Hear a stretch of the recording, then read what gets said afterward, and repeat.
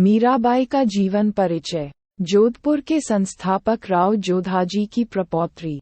Jodhpur नरेशा Gaza रत्न सिंह की पुत्री और भगवान कृष्ण के प्रेम में दीवानी मीराबाई का जन्म राजस्थान के चौकड़ी नामक ग्राम में सन 1498 ईस्वी में हुआ था।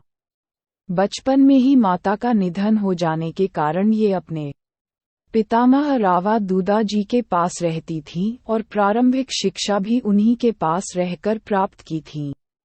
राव दूदाजी बड़े ही धार्मिक एवं उदार प्रवृत्ति के थे, जिनका प्रभाव मीरा के जीवन पर पूर्ण रूप से पड़ा था। 8 वर्ष की मीरा ने कब श्री कृष्ण को पति रूप में स्वीकार लिया, ये बात कोई नहीं जान सका। इनका विवाह चित्तौड़ के महाराजा राणा सांगा के ज्येष्ठ पुत्र भोजराज के साथ हुआ था।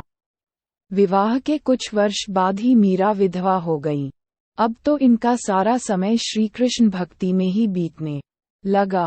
मीरा श्री कृष्ण को अपना प्रियात्मा मानकर उनके विरह में पद गाती और साधु संतों के साथ कीर्तन एवं नृत्य करती। इनके इस प्रकार के व्यवहार ने परिवार के लोगों को रुष्ट कर दिया और उन्होंने मीरा की हत्या करने का कई बार असफल प्रयास किया। अंत में राणा के दुर्व्यवहार से दुखी होकर मीरा वृंदावन चली गईं। मीरा की कीर्ति से प्रभावित होकर राणा ने अपनी भूल पर पश्चाताप किया और इन्हें वापस बुलाने के लिए कई संदेश भेजे, परंतु मीरा सदा के लिए सांसारिक बंधनों को छोड़ चुकी थी।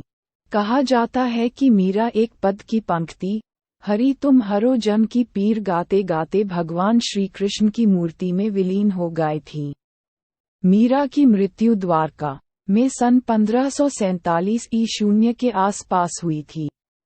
मीराबाई की साहित्यिक सेवाएं। मीरा के काव्य का मुख्य स्वर कृष्ण भक्ति है। इनके काव्य में इनके हृदय की सरलता तथा निश्चलता स्पष्ट रूप से प्रकट होती है। इनकी भक्ति साधना ही इनकी काव्य साधना है। दाम्पत्य प्रेम के रूप में व्यक्त इनके संपूर्ण काव्य में इनके हृदय के मधुर भाव गीत बनकर बाहर उमड़ पड़े हैं। विरह की स्थिति में इनके वेदनापूर्ण गीत अत्यंत हृदयस्पर्शी बन पड़े हैं। इनका प्रत्येक पद सच्चे प्रेम की पीर से परिपूर्ण है। भाव विभोर होकर गाए गए तथा प्रेम एवं भक्ति सो ओतप्रोत इनके गीत आज भी तन्मय होकर गाए जाते हैं। कृष्ण के प्रति प्रेम भाव की व्यंजना ही इनकी कविता का उद्देश्य रहा है। मीराबाई की रचनाएं। मीशा की रचनाओं में इनके हृदय की विह्वलता देखने को मिलती है। इनके नाम से 7-8 रचनाओं के उल्लेख मिलते हैं। 1. नारसी जी का मायरा। 2. राग गोविंद। 3. गीत गोविंद की टीका। 4. राग सोरठ के पद। 5. मीराबाई की मालार। 6. गरबा गीत। 7. राग विहाग तथा फुटकर पद। इनकी प्रसिद्धि का आधार मीरा पदावली एक महत्वपूर्ण कृति है। मीराबाई की भाषा शैली। मीरा ने ब्रजभाषा को अपनाकर अपने गीतों की रचना की। इनके द्वारा प्रयुक्त इस भाषा पर राजस्थानी, गुजराती एवं पंजाबी भाषा की स्पष्ट छाप परिलक्षित होती है। इनकी काव्य भाषा अत्यंत मधुर, सरस और प्रभावपूर्ण है। इनके सभी पाद गोया हैं। इन्होंने गीतिकाव्य की भावपूर्ण शैली अथवा मुक्तक शैली को अपनाया है। इनकी शैली में हृदय की तन्मयता, लयात्मकता एवं संगीतात्मकता स्पष्ट रूप से देखने को मिलती है। निष्कर्ष। यहाँ पर इस लेख में हमने मीराबाई का जीवन परिचय बिल्कुल अच्छे से समझा।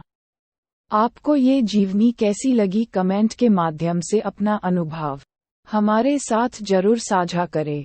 हम आशा करते हैं कि आपको ये लेख जरूर पसंद आया होगा और हमें उम्मीद है कि इस लेख की सहायता से मीराबाई का जीवन परिचय कैसे लिखें आप अच्छे से समझ गए होंगे। यदि आपके मन में इस लेख को लेकर कोई प्रश्न है तो आप नीचे कमेंट करके पूछ सकते हैं। साथ ही इस मीराबाई की जीवनी को आप अपने सभी मित्रों के साथ शेयर जरूर करें।